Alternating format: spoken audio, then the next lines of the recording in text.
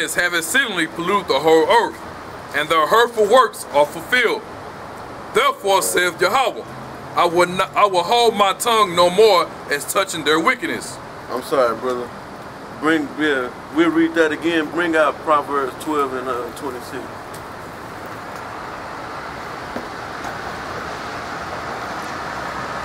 Quick. Proverbs 12 and 26.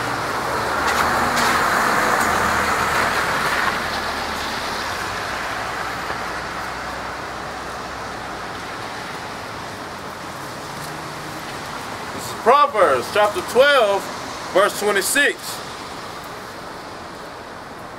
The righteous is more excellent than his neighbor, but the way of the wicked seduceth them. Right, so being up under this so-called white man have seduced the nation Israel. And the righteous being the Israelites, and the wicked, of course, being the so-called white man, Esau, or the Edomites, you know? And the way that, and get Ecclesiastes 7 and 7. And the white man don't come to our people and say, look, here's wickedness. I want you to do wicked. No, he brings wickedness to you in the form of gifts, in the form of so-called love, in the form of emotions. He gets your emotions all tied up in the shit, and behind them emotions that you showing or feeling is wickedness, you know, like Christmas. Christmas is wicked as hell, man. Yeah. Sitting you basically sacrificing your child onto the devil. Then you have your fucking kid write a damn letter of what they want for Christmas, and depending on if you was naughty or nice, the Santa Claus will give you presents, shower you with your wish list, grant your wish list. You got a precept or something, man? Nah. Yeah, read it again, brother. Proverbs 12 and 26. The righteous is more excellent than his neighbor, but the way of the wicked seduceth them. Right. So that's going back. That's why people celebrating Christmas. And then Christmas is all about what? To the average stupid ass person here in America, is about getting with the family, love, eating, and then we give out gifts in representation of, I mean, they got different twist on it. Christ was born, and the wise men presented them with gifts. Yeah. So we ought to show our respect unto that by giving each other gifts, shower each other with gifts. But then I thought Santa Claus was supposed to give out all the gifts. So this shit is it's a bugged out spirit, man. And then the origins of that is that Christmas tree represents a dick. You were gonna say something? Oh, I'm just saying, looked on the news, and in some of my old neighborhoods, a couple of Jays got put to death during Christmas Day and Christmas Eve. That was judgment. Yeah. You know? I thought it must have been all about love. Then some families was fighting. Yeah, you had wrecks, car wrecks. Yeah. Major accidents happened on the 25th.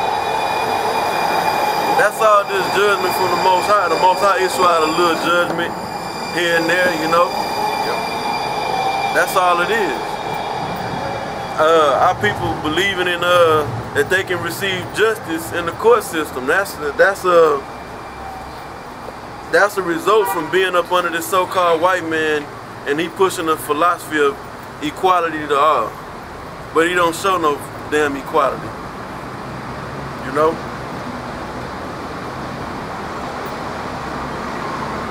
So let's go back to 2nd Esdras 15. Okay, because you know, we was on the point of that wickedness has exceedingly polluted the earth, and that's why 2/3 of our people are in the wickedness. That's why we was once in the wickedness. You know, And the white man don't come straight forward and say, I'm here to present you, make you be wicked and get you into wickedness. He draws you into wickedness with his magic, man. You got something? Yeah. Just back here, you spoke on in that time period during the Greeks, and they was trying to establish one world order under Antiochus. He would set up his king over the whole kingdom, basically. This is 1 Maccabees 1 and 41. Moreover, King Antiochus wrote to his whole kingdom that all should be one people, and every one should leave his laws. So all the heathen agreed according to the commandment of the king. Yep. Backing up the brother, this one world order didn't just pop up now, man. They've been trying to establish this, man. Right. The one world order really go back to Nimrod. Yeah, Nimrod. And the Babylonian kingdom. You know, that was really about a one world order, and the Most High wasn't with it. That's why he broke the languages up. I mean, he broke up the one language into many languages. You know? Because he ain't about, the Most High ain't about a one, well, he is about a one world order, but it's his order. You know, not no wicked ass doctrine flourishing through the earth. Let's go, come on, brother. Back in 2nd Edit. All right, 7th verse. Therefore saith Yahweh, I will hold my tongue no more as touching their wickedness. Oh, you know what I want? I'm sorry, I don't want to pass up the scripture. I'm trying to get out of that. I'll be calling for scriptures and we don't never bring them out. Ecclesiastes 7 and 7. Because I made the statement about the so-called white man. He don't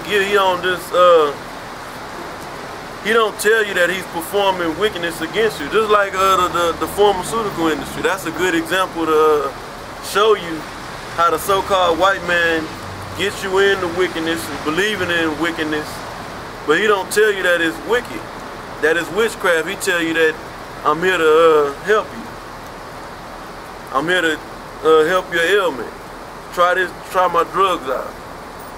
Go ahead, Ecclesiastes 7 and 7. Surely oppression maketh the wise man mad, and a gift destroyeth the heart. Right, I wanted to focus on the part about a gift. It destroys your heart. It usually gives you gifts, like for example, you go to the dentist's office, right? You take your kids to the dentist to get their teeth checked out, which our people don't really do that shit. That's why their teeth be all jacked up. They wait till one of the teeth is rotten and shit before they take their kids to the dentist. But you go in there because it's bad diet, candy, cookies, cakes, chips, all the goddamn time your kids, so finally their teeth is rotted out and you ain't got no choice but to take them to the dentist. And then the dentist over there, the dentist, after the examination or whatever you in there for, after all that, they'll give you lollipops, more candy, and some fluoride toothpaste. Yeah. You know? Yeah, go ahead. It's 1 Maccabees 2 and 17. Then answered the king's officers and said to Mattathias, on this wise, thou art a ruler and an honorable and great man in this city, and strengthen his sons and brethren. Now therefore come thou first and fulfill the king's commandments, like as all the heathen have done. Yeah, all the men of Judah also, and such as remain in Jerusalem. So shalt thou and thy house be numbered of the king's friends, and thou shalt and thy children shall be honored and with silver and gold and many rewards. Right, so that's them gifts. You know, get into the Greek way. You know, today you still got the Greek way, the Greek philosophy going on here in Babylon, along with all these other philosophies, you know. But come and indulge yourself into this wickedness, eat pork, celebrate these pagan holidays, Sacrifice, and I lure you in through them gifts, you know. That's really the only reason Jake get into the shit they get into is because they so-called can get something out of it.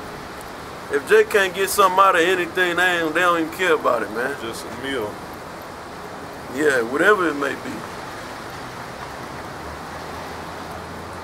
All right, let's go back, brother.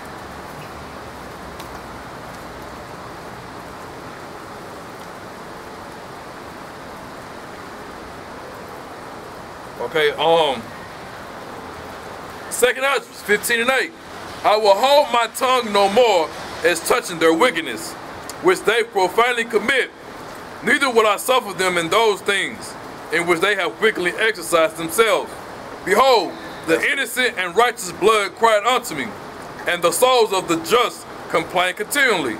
Right, because basically whether the Israelite, say for example, like Trayvon Martin, now that when they go up to the spirit world, you ain't bugged out no more. So you can be like, shit, you know, I want justice. But more so the men that righteous men that died on the earth, you know, when they spirit go up to the Most High, they complain continually for justice, for payback, you know, on the earth.